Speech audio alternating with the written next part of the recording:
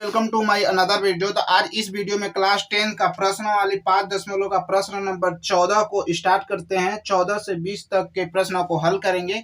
तो आइए बिना टाइम गवाए हुए वीडियो को स्टार्ट करते हैं। मेरा इसमें बोल रहा है, प्रश्न नंबर 14 में बोल रहा है 10 और 250 के बीच के 4 से कितने गुणज है वो ज्ञात करना है कि कितने बार 4 से गुणज होता। तो आइए इसको थोड़ा रफली समझ लेते हैं। बोल रहा है कि 10 और बोल रहा है 10 और 10 250 के बीच, यानी 10 तो 4 से डिवाइड नहीं होगा, 10 से भाग देते हैं तो 4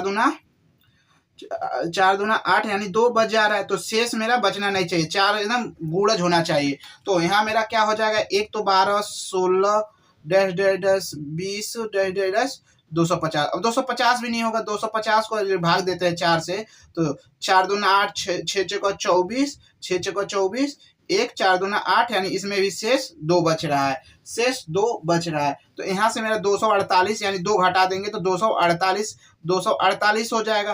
तो यहाँ से हम लिखेंगे कि दिया गया संख्याओं का सूची क्या क्या बनेगा। यहाँ से लिखेंगे, दिया हल में लिखेंगे, हल में दिया गया संख्याओं की सूची क्या क्या बनेगा दोस्तों। एक तो बनेगा 12 16 18 20 24 डैश डैश 248। अब देखो इसमें मतलब कितना संख्या, तो ये तो मेरा लास्ट एनवा पद हो जाएगा, ये प्रथम पद और सार्वधातुक निकल जाएगा। तो यहाँ से हम लिखेंगे ये A1 A2 A3 A4 dash dash, ये AN हो गया। तो यहाँ से मेरा प्रथम पद क्या है, प्रथम पद बराबर कितना है, प्रथम पद A बराबर कितना है 12, और सार्वधातुक के लिए क्या करते हैं, दूसरे पद में पहले पद को घटा देते हैं। तो A2 माइनस A1, A2 कितना है 16 है, A1 कितना है 12 है। तो D बराबर यहाँ 16 में से 12 जाएगा 4 बचेगा। तो ये मेरा सार्वधातुक, और क्या दिया है AN दिया है, AN कितना दिया है 248। तो सूत्र बराबर क्या होता है, AN बराबर होता है A plus N minus 1 into d सार्वधातुक। तो AN का मान 248, A का मान कितना है 12 प्लस N माइनस 1, D का मान कितना है 4 है, यहाँ से 4 है। तो यहाँ से क्या करेंगे इसको कि 248 12 को इधर लाएंगे तो माइनस हो जाएगा। अब इसको गुणा करेंगे, इसको थोड़ा ओपन कर लेते हैं, 4n माइनस 4 इधर आएगा, 248 माइनस 12 प्लस 4, यानी 4n। अब इसको घटाएंगे तो यहाँ से मेरा कितना आ जाएगा 12, यानी 248 में 252 में माइनस 12 करेंगे तो 240। तो यहाँ 240 इक्वल टू 4n। तो यहाँ से मेरा बन जाएगा क्या, n बराबर 240 भागे 4, 6 चौका 24 0। तो यानी n बराबर कितना बना 60। तो यहाँ से लिखेंगे कि अतः 10 और 250 के बीच के गुणज 60 पद है। तो ये मेरा आंसर हो गया। आई होप आप लोग को वीडियो पसंद आया होगा। तो आइए इसी प्रकार नेक्स्ट प्रश्न की ओर बढ़ते हैं। प्रश्न नंबर मेरा 15 बोल रहा है कि n के किस मान के लिए n के लिए बोल रहा है कि n के किस मान के लिए 2 समांतर श्रेणी 63 65 67 और 3 10 17 के nवें पद के बराबर होंगे। इसमें बोल रहा है कि 2 समांतर श्रेणी है, अलग अलग सीरीज दिया गया है, उसके किसके लिए nवें पद बराबर होंगे। तो यहाँ तो मान लेते हैं, हल में लिखेंगे, हल में माना समांतर श्रेणी क्या क्या दिया है, 63 65 67 डैश डैश डैश 101। और क्या दिया है, दूसरा क्या सीरीज दिया है, दूसरा दिया है 13 10 17 डैश डैश डैश है, 90 पद के बराबर है। तो यहां से लिखेंगे प्रथम श्रेणी के लिए, प्रथम श्रेणी के लिए प्रथम श्रेणी क्या है, 63 65 67 डैश डैश है। और तो यहां से प्रथम पद क्या हो जाएगा, प्रथम पद बराबर हो जाएगा मेरा यहां से प्रथम पद यानी ए बराबर हो जाएगा 63 और सार्वंतर क्या हो जाएगा, दूसरे पद में पहले पद को घटा देंगे। तो यहां से सर्व अंतर बराबर क्या हो जाएगा, डी बराबर A2 minus A1, A2 minus A1। तो यहाँ से डी बराबर कितना आ जाएगा, 65 माइनस 63। तो डी बराबर कितना आ जाएगा यहाँ से मेरा 2। ये 2 आ गया। अब इसका द्वितीय पद को लिए क्या लिखेंगे, द्वितीय पद के लिए, द्वितीय श्रेणी के लिए यहां से लिख लेते हैं,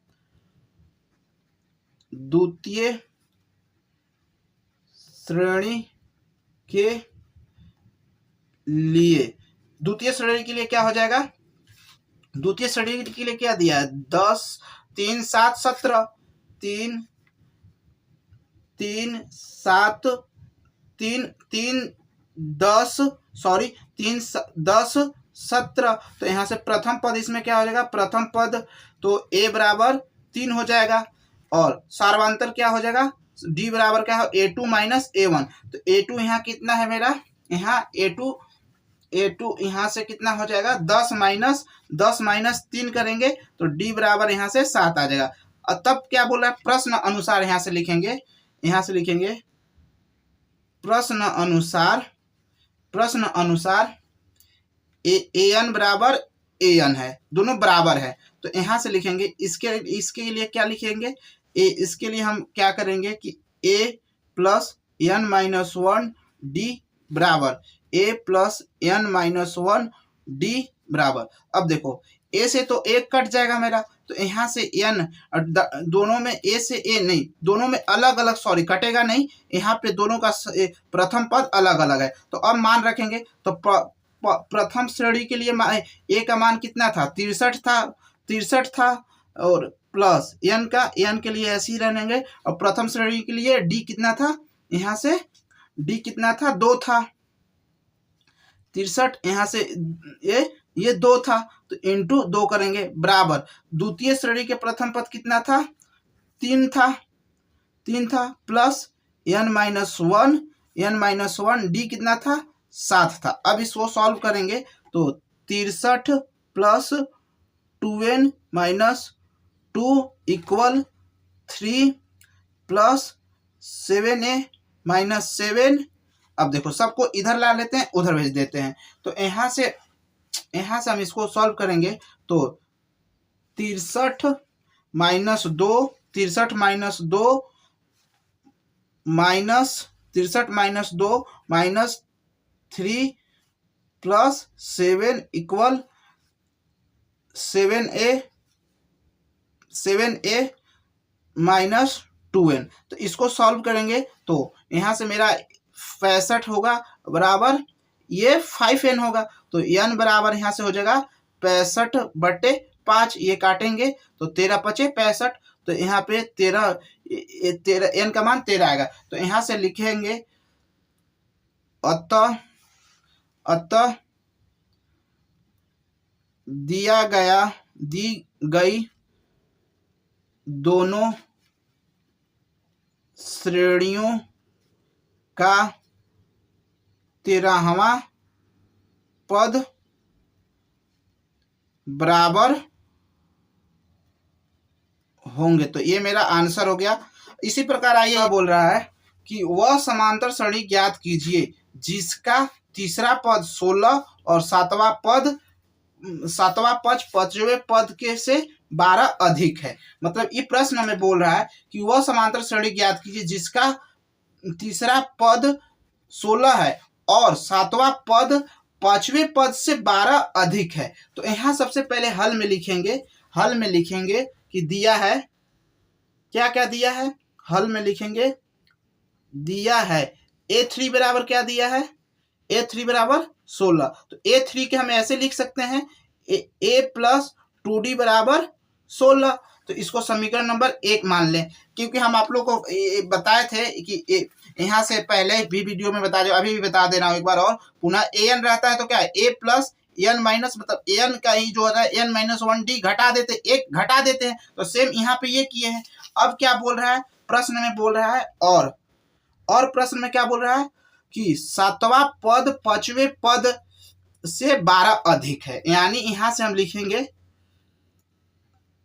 सातवें पद बराबर पांचवा पद प्लस कितना है 12 अधिक है। तो यहां से इसको क्या हो जाएगा A प्लस 6D होगा बराबर A प्लस 4D प्लस 12 हो जाएगा।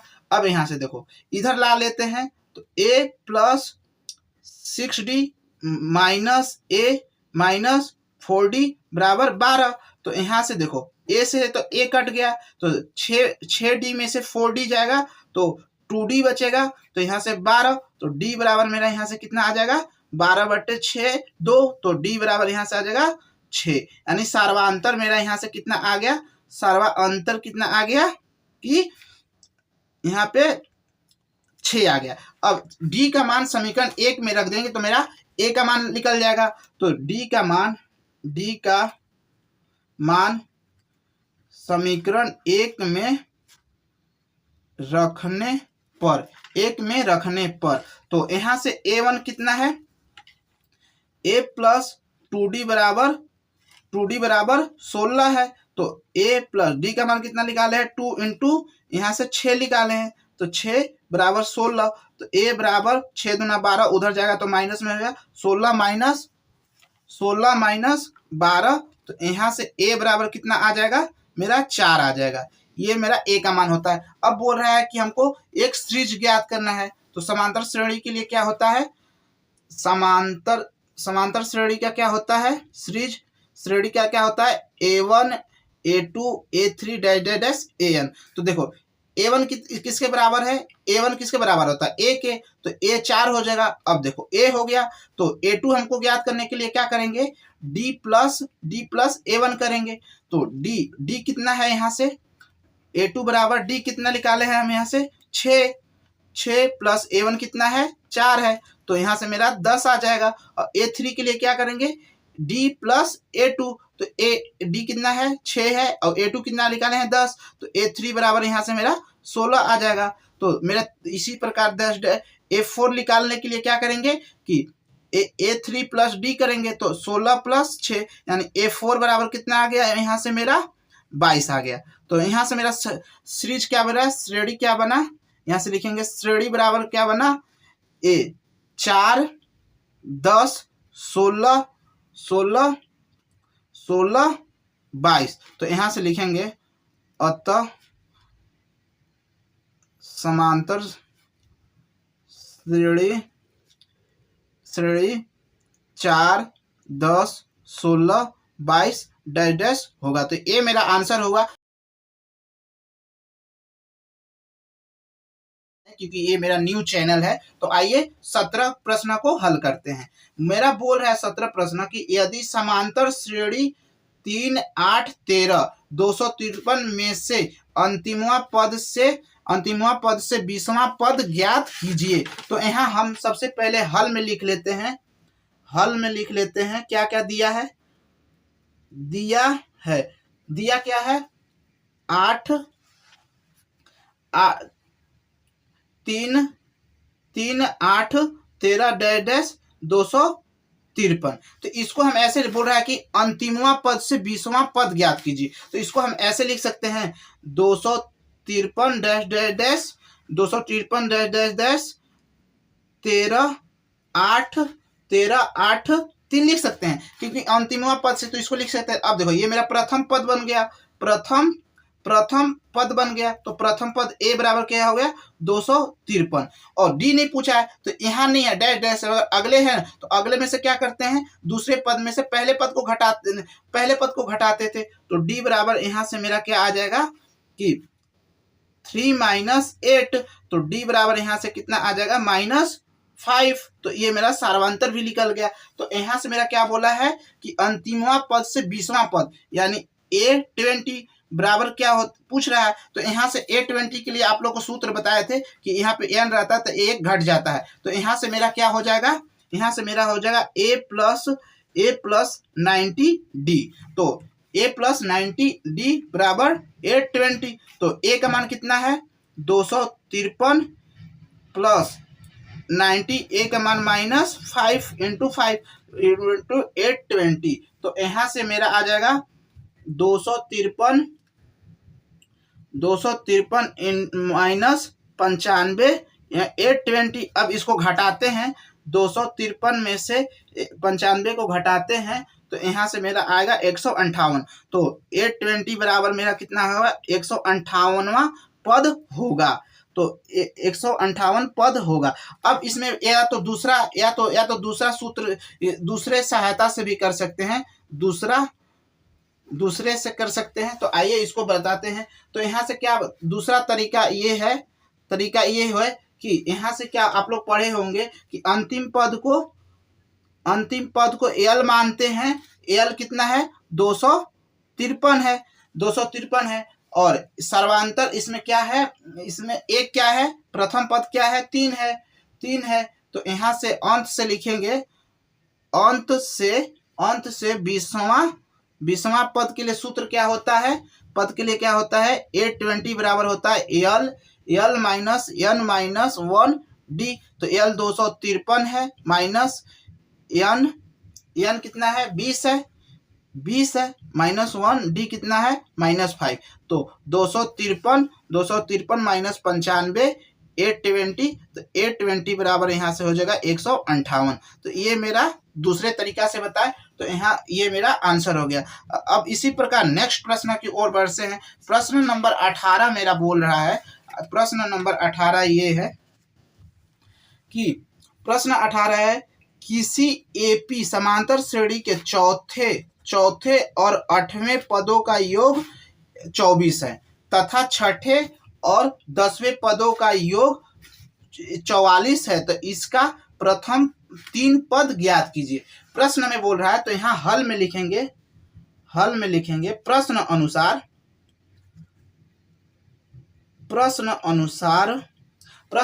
क्या बोल रहा है कि चौथे पद और 8वें पद का योग कितना है 24 है। तो A4 + A8 बराबर कितना है 24 है। अब इसको देखो, A4 को क्या लिख सकते हैं A + 3D और A8 को लिख सकते हैं A + 7D बराबर 24। अब इसको यहां से क्या आ जाएगा 2A + 10D = 24। तो यहां से दो को कॉमन ले लेते हैं, A + 5D बराबर 24। 2 को उधर भेज देते हैं, A + 5D बराबर 24/2। तो ये कट जाएगा। तो A + 5D बराबर 12। समीकरण नंबर 1 इसको मान लेते हैं।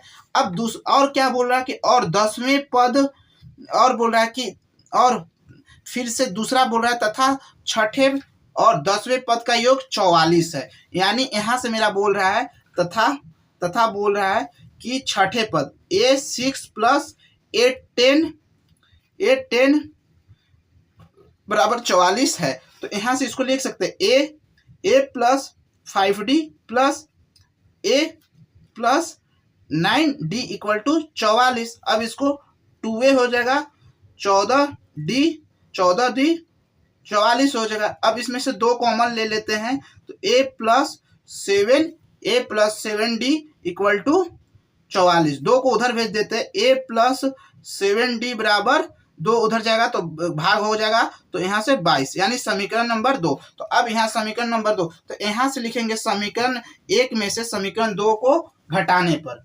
तो यहाँ से लिखेंगे समीकरण 1 में माइनस समीकरण 2 को घटाने पर, तो यहाँ घटाएंगे तो समीकरण 1 का है a प्लस 5d बराबर 12 और a प्लस 7d बराबर 22। इसको घटाते हैं माइनस माइनस माइनस, तो ए से ए कट जाएगा तो माइनस 2d, 12 में से माइनस 22 घटेगा तो माइनस 10, तो माइनस माइनस कट जाएगा और 2 से 5 5, तो d बराबर कितना आ जाएगा मेरा 5 आएगा। अब d का मान समीकरण 1 में रख देंगे, तो d का मान समीकरण 1 में रखने पर, तो 1 में रखेंगे तो a क्या है, a plus 5 into 5 equal to 12, तो यहां से मेरा a प्लस 25 बराबर 12, तो a बराबर कितना आ जाएगा, a बराबर यहां से मेरा आ जाएगा a बराबर 12 माइनस 25, तो a बराबर क्या हो जाएगा, माइनस माइनस का 13, यानी ये a का मान आ गया। अब यहाँ बोल रहा है कि इसका प्रथम 3 पद ज्ञात करना है, यानी हमको a1 a2 a3 ज्ञात करना है। तो a1 बराबर क्या होता है, a होता है, तो यहाँ से a1 बराबर मेरा कितना आ गया, माइनस 13, ये 1 होगा। अब a2 क्या होता है, a2 के लिए क्या करते हैं, a2 के लिए करेंगे d प्लस a1, तो a2 बराबर क्या हो जाएगा, d का मान हम कितना निकाले हैं 5 प्लस माइनस 13, तो a2 बराबर यहां से आ जाएगा माइनस 8, ये हो गया। अब तीसरे a3 के लिए हमको क्या क्या हो जाएगा, तो a2 प्लस d हो जाएगा, तो यहां से a2 के मान कितना आया है, माइनस 8 माइनस प्लस 5, तो यहां से a3 बराबर कितना आ जाएगा, माइनस 3। तो मेरा संख्या का प्रथम 3 पद क्या बना,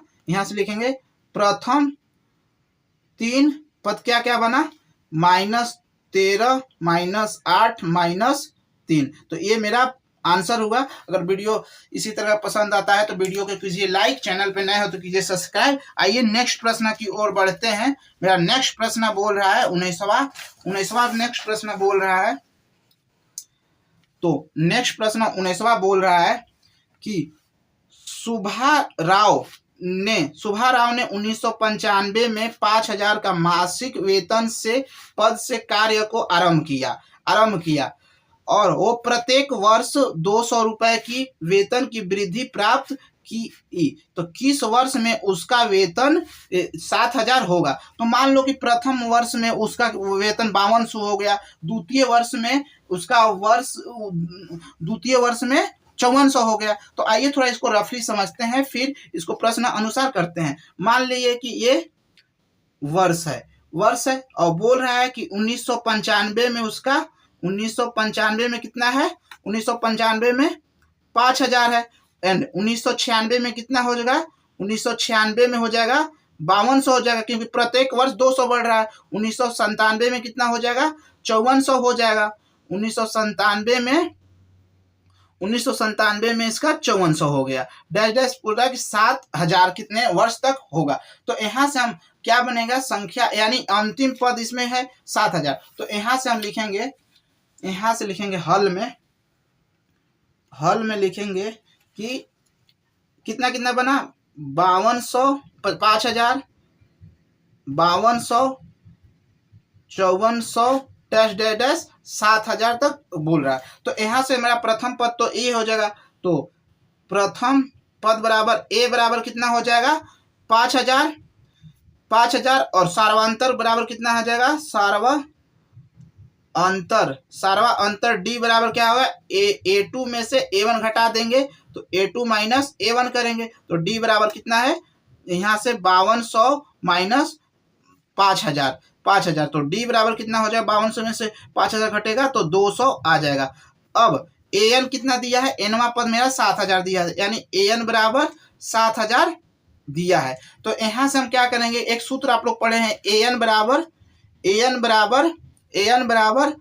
a plus n minus 1 D. तो an का मान कितना है 7,000 और a का मान कितना है 5,000 प्लस यहाँ से n माइनस 1 इंटू 200, तो यहाँ से 7,000 minus 5,000 equal to minus plus 200 बराबर 200 एन 200 एन। अब इसको क्या करेंगे, घटाते हैं तो यहाँ से मेरा बनता है 7 5 2000 घटेगा तो ये 200 हो जाए तो 2200 इंटू 2 200 एन। तो 2 जीरो से 2 जीरो कट गया, 2 जीरो से 2 जीरो कट गया तो यानी 2 से 2 यानी 11। तो एन बराबर कितना, 11 वर्ष। तो यहाँ से लिखेंगे 11 वर्ष में बनेगा तो यहाँ से लिख लेते हैं कि अतः सुभा राव के 11वें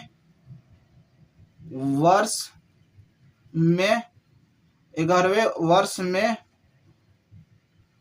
वेतन 7,000 होगा। तो ये मेरा आंसर हो गया। आइए अब नेक्स्ट प्रश्न की ओर बढ़ते हैं। ये लास्ट प्रश्न है 5.2 का। तो आइए लास्ट प्रश्न मेरा बोल रहा है कि रामकली ने किसी वर्ष के प्रथम सप्ताह में 50 रुपए की बचत की। मतलब बोल रहा है कि रामकली कोई एक आदमी है, वो किसी वर्ष प्रथम सप्ताह में फर्स्ट वीक में वह 50 रुपए की बचत की और फिर अपनी साप्ताहिक बचत 1.75 की बढ़ती गई। यदि 9वें सप्ताह में उसकी साप्ताहिक बचत 207.5 हो जाता है तो एन का मान ज्ञात कीजिए। तो यहाँ पे बोल रहा है कि कोई एक आदमी है, वो प्रथम सप्ताह में 50 रुपए की बचत की और फिर अपनी सप्ताह से 1.75 की बढ़ती गई। तो 9वें साप्ताहिक में उसकी साप्ताहिक बचत कितना हो तो 207। तो 9वें पद ज्ञात करना है। तो यहाँ पे हल में लिखेंगे, हम यहाँ हल में लिखेंगे कि रामकली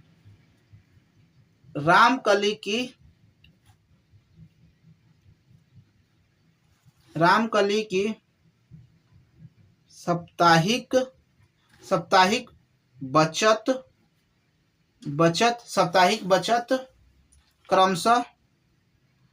क्रमशः कितना है, 5 रुपए, 5 प्लस 1.75 इंटू तीसरे वर्ष कितना हो जाएगा 5 प्लस 2 इंटू 1.75 एंड ये हो जाएगा तीसरे के लिए क्या हो जाएगा 5 प्लस 3 इंटू 1.75 ये हुआ। अब यहाँ से मेरा क्या आ जाए, इसको हल करेंगे 5 6 75 इंटू 8 50 10 10 25 इसको हल करेंगे। डैश डैश कितना बोल रहा है 20.75 ये 20.220.75। तो यहाँ से प्रथम पद क्या हो जाएगा, ये A1 हो गया, A2 हो गया, A3 डैश डैश AN हो गया। तो यहाँ से प्रथम पद क्या हो जाएगा, मेरा प्रथम पद बराबर A बराबर कितना हो गया 5 हो गया। अब सार्वांतर के लिए क्या करेंगे, A2 में से सार्वांतर के लिए क्या करेंगे कि 6.75 में से माइनस 5 करेंगे तो D बराबर यहाँ से आएगा 1.75। अब बोल रहा है कि यहाँ से हम क्या करेंगे कि AN बराबर कितना दिया है 20.75, ये मेरा AN दिया है। तो यहाँ से AN बराबर क्या होता है A plus N minus 1 D। तो AN का मान कितना है 20.75 A का मान कितना है 5 N माइनस 1 D का मान कितना है इंटू 1.75। अब देखो 20.75 माइनस 5 इधर इसको करेंगे तो प्लस 1.75 इक्वल टू 1.75 एन। अब इसको हल करने पर मेरा ये आता है 17.5 इक्वल टू 1.75। तो एन बराबर 17.5 1.75 2 जीरो से गुणा कर दो, 100 से ऊपर नीचे गुणा कर दे तो यहाँ से एन बराबर आया 1750/175 यानी एन बराबर मेरा यहाँ से आ गया 10। तो रामकली यहाँ से एन का मान 10 होंगे। तो ये रामकली यहाँ से लिखेंगे अतः रामकली 10वें सप्ताह में 20.75 20.75 की बचत कर ली। तो ये मेरा आंसर हो गया। अगर वीडियो पसंद आता है तो वीडियो कीजिएगा लाइक, चैनल पर नए हो तो कीजिएगा सब्सक्राइब। मिलते हैं इसी तरह के नए वीडियो में, तब तक के लिए जय हिंद, जय Bharat. Thanks for watching, bye.